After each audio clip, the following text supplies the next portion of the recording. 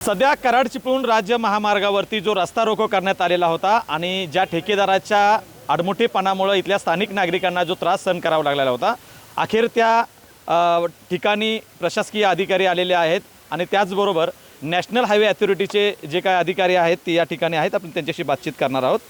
Sir, काय सांगाल ज्या पद्धतीनं हा रस्ता रोको करण्यात आलेला आहे आणि या ठिकाणी तुम्ही आता त्यांना आश्वासित करण्यासाठी आलेले आहेत, नक्की कशा पद्धतीचं आश्वासन दिलेलं आहे आणि काय तुमची प्रतिक्रिया असेल? आता आश्वासन वगैरे मी काही हे नाही आहे, फक्त मी एवढंच सांगेल की आत्ता आम्ही यांना रास्ता रोकोपासून परावृत्त करण्यासाठी आम्ही आधीच लेटर दिलेलं होतं.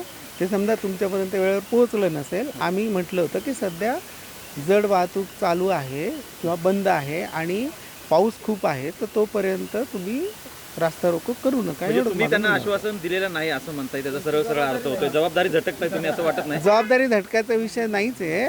मी काय म्हटलं होतं त्यांना की सध्या तुम्ही रास्ता रोको करू नका, आपले शर्थीचे प्रयत्न चालू आहेत, रस्ता कसा सुस्थितीत होईल आणि ट्रॅफिक कशी व्यवस्थित सुरळीत होईल याचा आमचा प्रयत्न चालू आहे. नॅशनल हायवेचे अधिकारी आहात, तुम्हाला असं वाटत नाही का तुमच्याकडे इंजिनियर आहेत चांगले, तुम्ही त्यांना सहकार्य केलं नाही असं प्रथमदर्शी तर वाटतंय?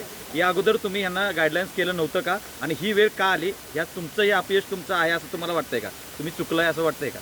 हे पहा, आता EPC कॉन्ट्रॅक्ट असल्यावर ठेकेदार त्याचं डिझाईन ओन सगळं असतं आणि ते त्याप्रमाणे त्यांचं प्लॅनिंग असतं. आता त्या प्लॅनिंगमध्ये त्यांच्या प्लॅनिंगनुसार त्यांचे काही आडाखे चुकले, थोडाफार प्रॉब्लेम झाला आहे, पण आता आपण ते रस्ता व्यवस्थित सुरळीत केला आहे.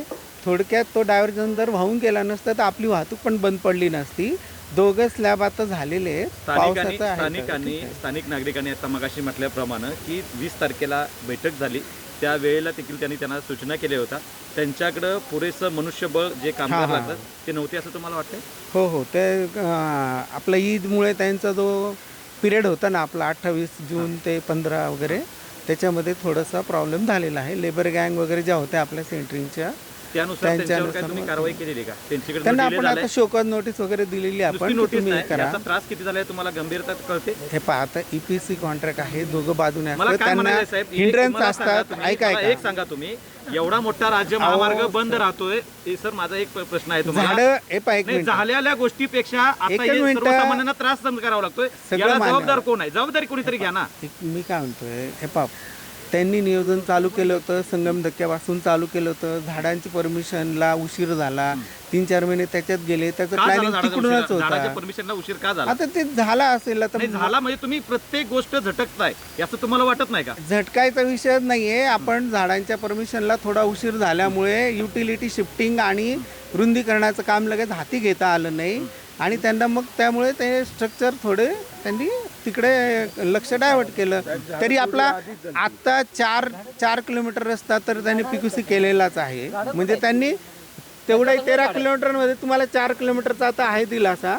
आता त्याप्रमाणे आता परत व्यवस्थित नियोजन करून आपण पूर्ण करूया. काम चालू आहे सध्या, हे सगळं काम चालू आहे. हे काम करत असताना आता एखादा अपघात झाला किंवा एखादी अनुचित प्रकार घडला, त्याला जबाबदार कोण असणार? कारण ज्या पद्धतीनं तुम्ही मगापासून प्रत्येक गोष्ट आणि प्रत्येक गोष्ट झटकताय, निर्णय झटकताय, तुमची जबाबदारी घेत नाही, त्याला जबाबदार कोण असणार आहे आता?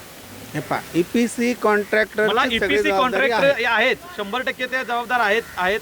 आम्ही त्याप्रमाणे आम्ही सूचना पण देतोय ना वेळेवर सगळ्या, आणि त्याप्रमाणे तेही नियोजन करतायत. असं कोणाला वाटतं का की कोणाचा अपघात व्हावा किंवा आपल्या चुकीमुळे कोणाला त्रास व्हावा? नाही ना. बोला ना. आता ते जे सांगतायत, तुम्ही स्थानिक म्हणून इथं आंदोलनासाठी आलेला आहात, कसं बघताय त्यांच्या उत्तरांच्याकडे? तुम्हाला मान्य आहे का हे? नाही, पाटील साहेब, आपण जनतेची दिशाभूल करण्याचा प्रयत्न करताय. उत्तर असं अपेक्षित आहे की आपण वाहतूक कशी चालू करणार आहे ते स्पष्टपणानं ऑन रेकॉर्ड मीडियाशी सांगावं. मी 2 दिवसांनी आता आमचं नियोजन घेतो आणि तुम्हाला एक्झॅक्ट कधीच आपली वाहतूक पूर्ण सुरळीत चालू होऊ शकते ते सांगतो. त्यांना एकच गोष्ट आहे बघा, तुम्हाला आमचं एकच म्हणणं आहे की तुम्ही अवजड वाहतूक बंद करून इथं ज्या सुविधा आत्ता आहेत, ज्या जलदच्या, जी ST वाहतूक बंद आहे, प्रवासी वाहतूक, ॲम्ब्युलन्स गेल्या पाहिजे, ज्या 4 व्हीलर आहेत त्याच बाबतीमध्ये तुम्ही हा रस्ता कधी चालू करणार आणि ह्या रस्त्याच्यामध्ये येणारी जी गावं आहेत त्या गावांच्या मध्ये जी काय लोक राहतात त्यांना रस्त्याला म्हणजे दळणवळणाच्या दृष्टीनं सोपं होईल अशा दृष्टीने ठोस उपाययोजना सांगा आणि त्याच्या बाबतीत उत्तर द्या. तुम्ही जर ह्याच्यामध्ये काय झाला तर सर्वस्वी जबाबदार, म्हणजे इथं जर जीवितहानी किंवा काय झाली तर तुम्ही सर्वस्वी जबाबदार असणार. सगळी प्रवासी वाहतूक या ठिकाणी चालू व्हायला पाहिजे. या बाबतीमध्ये तुम्ही ठोस बोला, संदिग्ध आणि डिप्लोमॅटिक बोलू नका. आणि डिप्लोमॅटिक बोलण्यामध्ये ऐका की नाही मीटिंग या बाबतीमध्ये तुम्ही सांगा, तुम्ही जरी कॉन्ट्रॅक्टरला काय समजा एक ठेका दिलेला असला तरी तुम्ही त्याचं प्लॅनिंग करायला पाहिजे. ह्या प्लॅनिंगचा ह्यांनी मगाशी सांगितलं की याची सर्व एवढं मोठं नुकसान होतंय, त्या नुकसानीला जबाबदार तुम्ही होत नाही. तुम्ही पगार घ्यायला मोकळं, तुम्ही त्या नक्कीच तुम्हाला असं वाटतंय का ते ठेकेदाराची पाठराखण करतात असं तुम्हाला वाटतं? नक्कीच वाटतंय 100% कसं आहे माहिती आहे का, महेश पाटील साहेब या ठिकाणी आलेत, त्यांनी जबाबदारीच घ्यायला पाहिजे. उद्या जर एक माणूस समजा एखादा अपघात झाला, एखादे काय जीवितहानी झाली तर मनुष्य स्वतः गुन्हा दाखल करण्यासाठी आम्ही त्याच्याकडे पुढे लागू. त्याचं कारण असं त्यांनी अंगावर घ्यायला लागणार आहे. ती उगाच जबाबदारी झटकून चालणार नाही. जबाबदारी आता जर जबाबदारी नाही घेतली तर तुम्ही आंदोलन मागे घेणार का? आंदोलन मागे घेणार नाही. ते मालक आहेत त्यांनी जबाबदारी का घेऊ नये?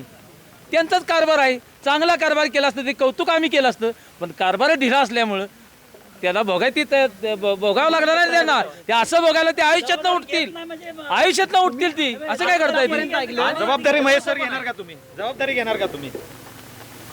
आता प्रत्येक अपघात हा कशामुळे होतोय त्याचं इन्व्हेस्टिगेशन प्रॉपर झाल्यानंतर आपण त्याला कोण फॉल्ट आहे त्याच्यावर ऍक्शन घेऊ. व्यवस्थित करू 4 दिवसात एवढं सांगताय. अपघात कसा होणार काय होईल त्यापेक्षा एक सांगा ना. आम्ही सगळं व्यवस्थित करतो, 8 दिवसात करतो, 10 दिवसात करतो. आपण या ठिकाणी पाहतोय की स्थानिक नागरिक आणि प्रशासकीय जे नॅशनल हायवे अथॉरिटीचे अधिकारी आहेत हे जबाबदारी कुठेतरी घेण्यास टाळाटाळ करतायत असं एकंदरीत आपल्याला पाहायला मिळतंय. यावरून आपल्याला स्पष्ट दिसतंय की ठेकेदाराचा पाठराखण करण्यासाठीच हे नॅशनल हायवे अथॉरिटीचे अधिकारी या ठिकाणी येऊन या सर्वसामान्य नागरिक जे रस्त्यावरती उतरलेले आहेत त्यांची दिशाभूल करण्याचा प्रयत्न एकंदरीत आपल्याला पाहायला मिळतोय. त्यामुळं आता हे आंदोलन असंच पुढे सुरू राहणार का, यावर तोडगा निघणार का, यामध्ये प्रशासन तोडगा काढणार हे येणाऱ्या काळात. लोकशाही मराठी ऐका, पहा, जागरूक रहा.